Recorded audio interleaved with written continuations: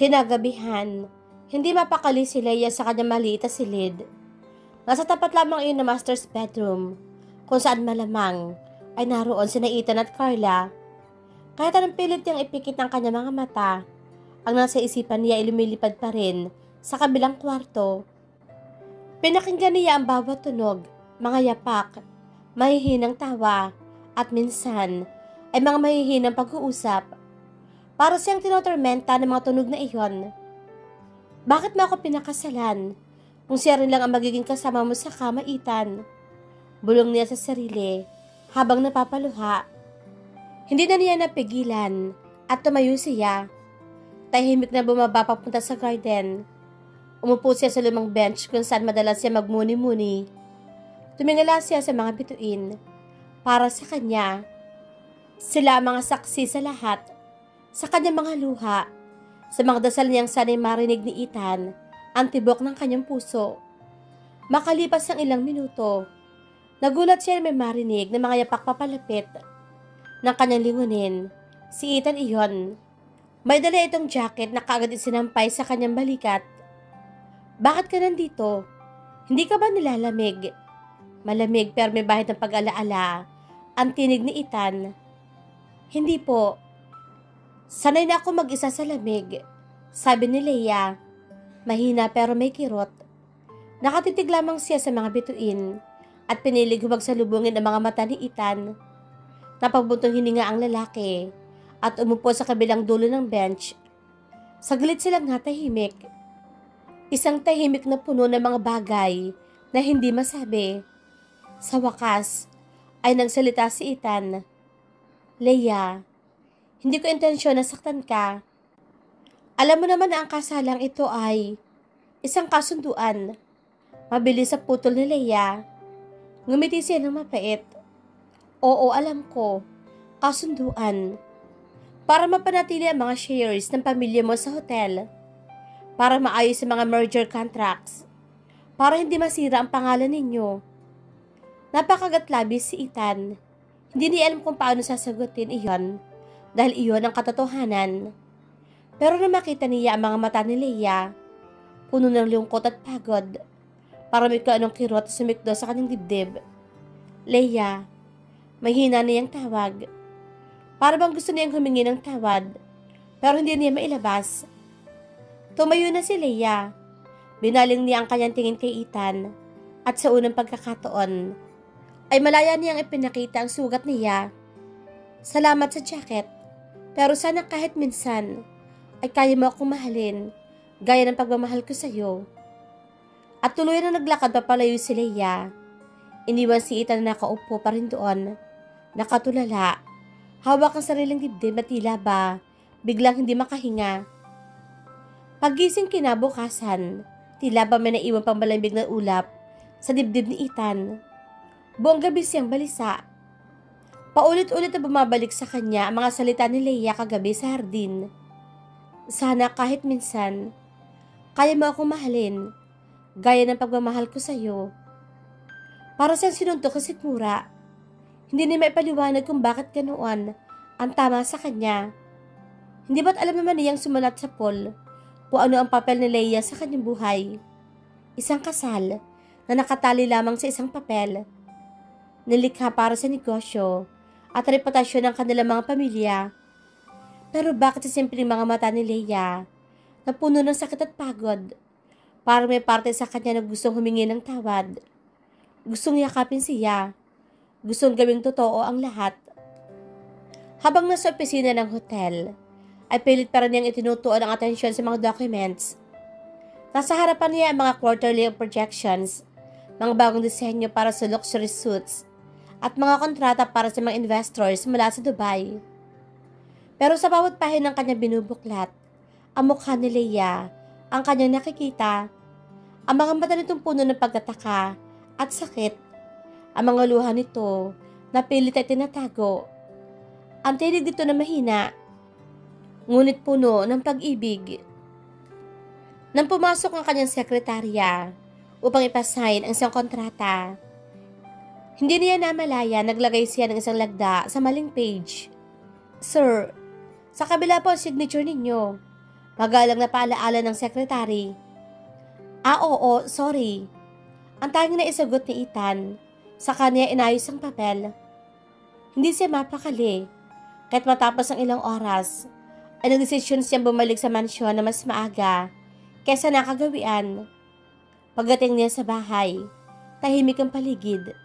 Walang party, walang bisita, at lalo na, wala si Carla. Nasa isang out of town, ang modeling shoot daw ito, at babalik pa kinabukasan. Para kay Ethan, hindi niya alam kung dapat ba siyang matuwa, na walang istorbo o mabigat, dahil mas makakaharap siya ngayon sa mga multo ng konsensya niya.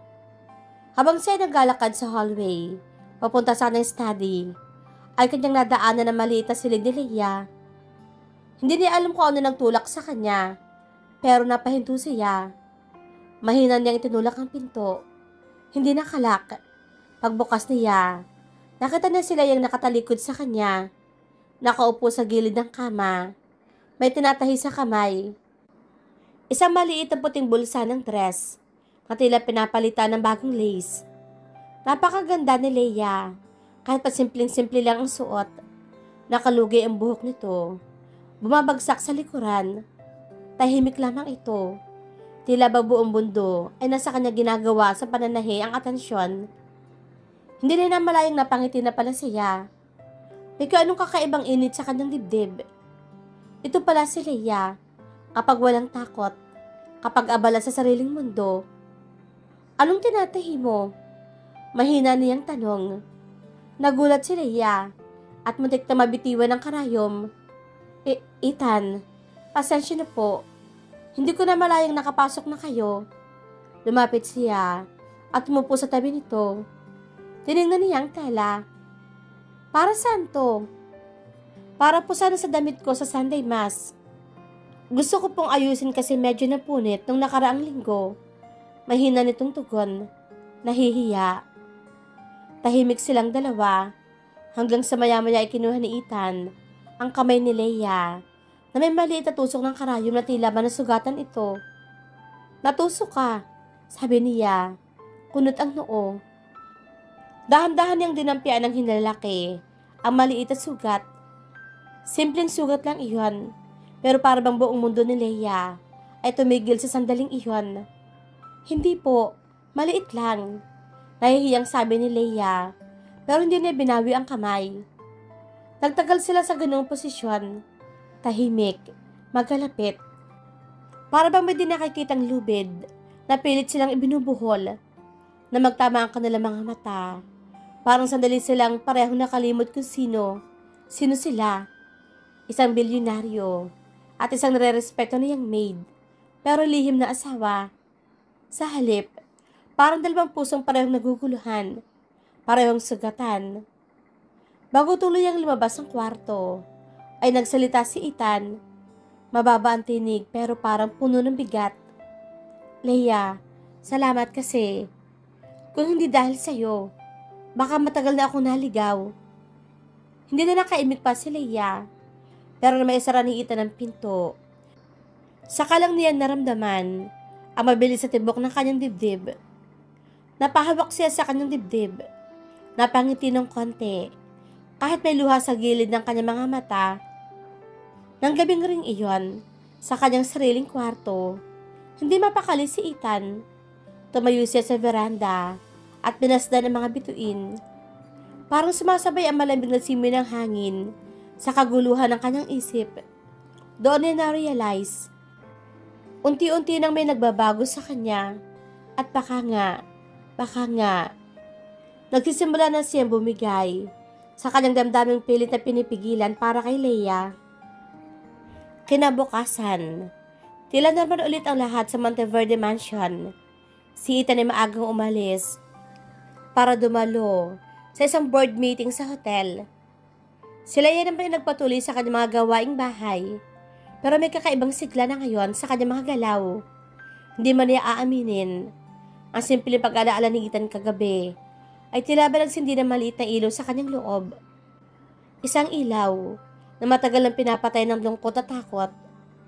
Pero hindi ganito ang naging pakiramdam ni Carla nang siya ay bumalik mula sa kanyang out-of-town shoot. Pagkapasok pa lamang niya sa mansyon, ay kaagad niyang napansin ang kakaibang katahimikan. Wala si Ethan, at halatang hindi siya hinahanap nito buong maghapon. "Where's Ethan?" tanong niya kay Maria, isa sa mga kasambahay doon. "Si Sir Ethan po, nasa hotel pa po. Hindi po umuwi kagabi rito. Nagpa-schedule na diretso siya doon sa hotel matutulog." Ang sagot ni Maria. May bahagyang kaba dahil ayaw na maging tampulan ng galit ni Carla. Napangiwi si Carla at hinawi ang buhok niya palayo sa mukha. "So, hindi niya ako tinawagan, hindi rin nag-text. At ang asawa niya, maid niya, nariyan pa rin." Pasimpleng lumingon siya sa hallway kung saan ay natatanong niya si Leia. Tahimik na nagdidilig ng mga halaman sa loob.